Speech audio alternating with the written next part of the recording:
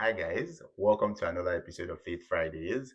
And every time I have to come film Faith Fridays, I'm excited because I'm getting more comfortable sharing like my faith on here, sharing the Bible with you guys, and it's just exciting. But that's less of me. Let's get right into like the verse of the day and the Bible.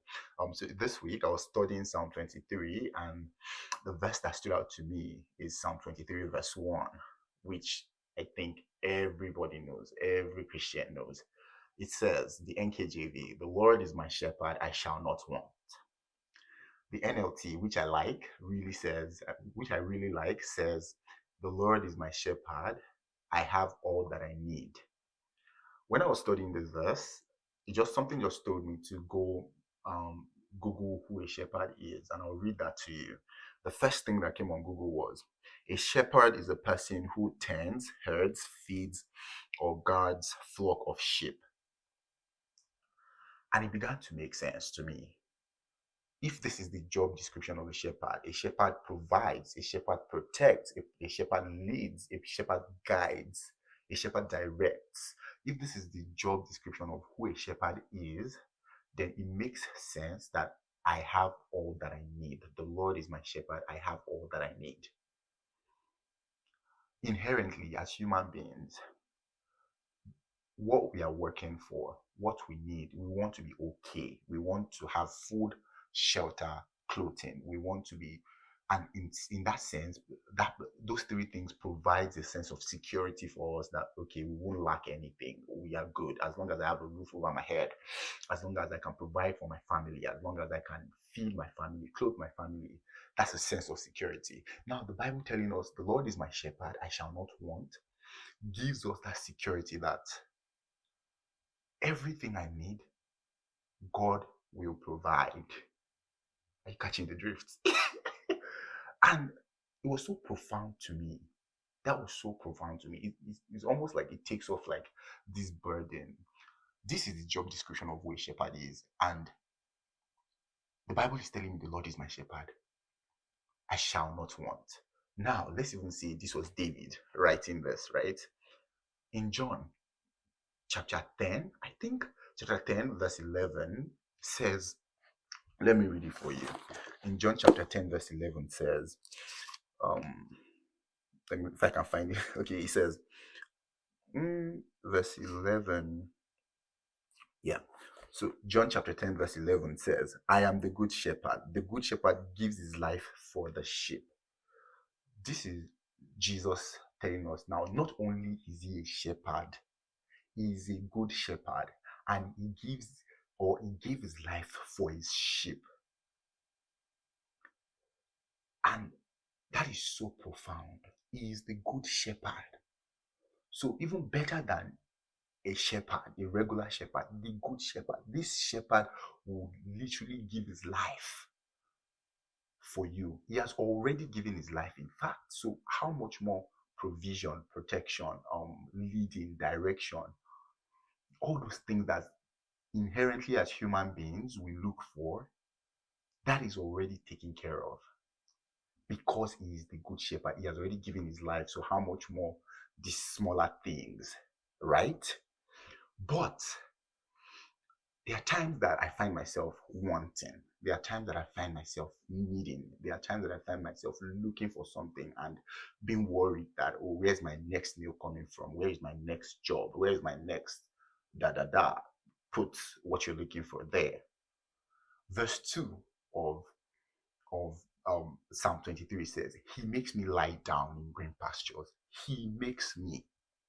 Who can make you do something if it's not somebody you are submitted to? If it's not somebody that you are a sheep? How do I put this? You have to be the sheep before they can make you lie down in green pastures. Do you get my point? Like you have to be the sheep. But the thing is, in times and seasons that I find myself wanting for things, it's because I wasn't the sheep, I was the shepherd. Or I don't know if you get that. I was the shepherd as opposed to being the sheep. I was trying to fend for myself. I was trying to lead myself, direct myself, feed myself, protect myself. And I put myself in the position of a shepherd as opposed to the sheep, as opposed to submitting myself to the shepherd.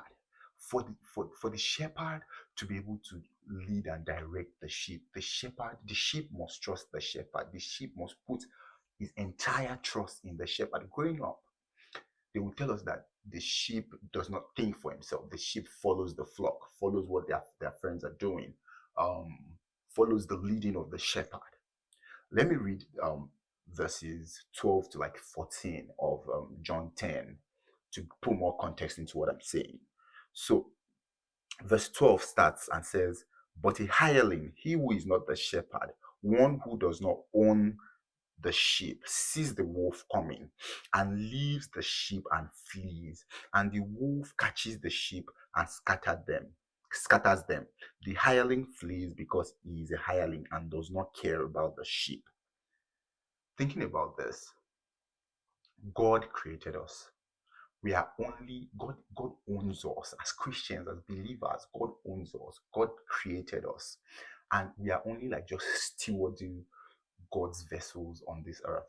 In this case, we are a hireling, and if we begin to put our care in the hireling as opposed to the good shepherd, then in times of trouble, in times where things seem like, oh, there's a little bit of trouble, there's a little bit of scarcity, we can begin to run helter skelter. We can begin to worry. We can begin to be scared because we have put our trust in ourselves. We have made ourselves the shepherd.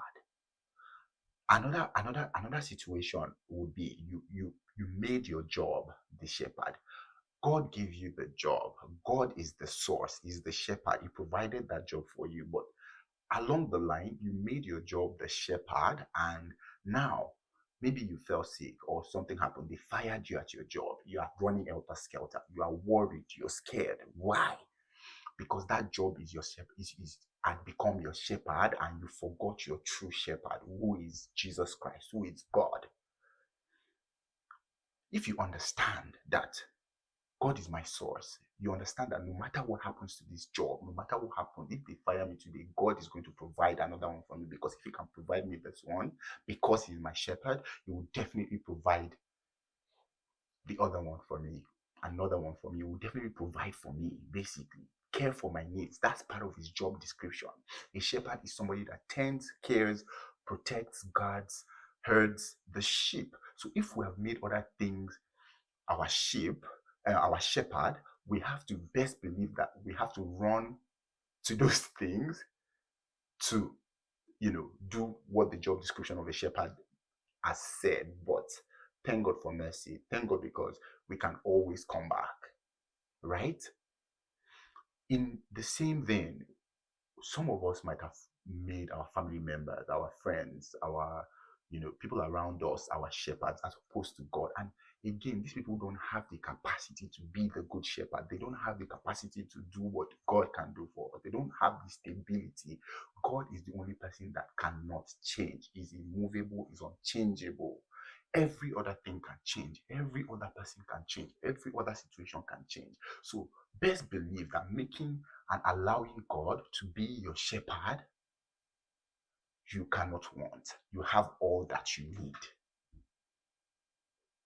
That begins to make sense. Reading this verse, or when I reread this verse, after all these things, it began to make sense. It began to have weight. Me saying, the Lord is my shepherd, I shall not want. The Lord is my shepherd, I have all that I need,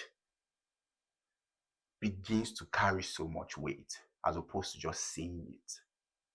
Begins to carry so much understanding, as opposed to just saying it. You begin to grasp that truly if the Lord is my shepherd, I shall not want. He will make me lie down. I will submit. I will be the sheep and follow Him. I will put my trust in Him, because it is part of His job description. He has already done the hard part, laying down His life, because He's the good shepherd. He has done the hard part. He laid down His life. how much more these little things, how much more the little things that we want in life. Do you get? And when I got this interpretation, I'm like, I will not worry again. But let me tell you the truth. We are human beings. Just like the children of Israel, we are human beings. But may God help us. May God help me remember this verse. May God help me remember Psalm 23, verse 1, and allow and make me allow him be my shepherd. Do you get my vibe? So yeah, that is my standout verse of the week. And I just want to say it was profound. It gave me I saw new meaning in it. So I hope you guys also catch new meaning in this as well. Thank you guys for watching to this point. See you in the next episode of Faith Fridays. Remain in God and God bless you. And I'll see you in the next one. Bye.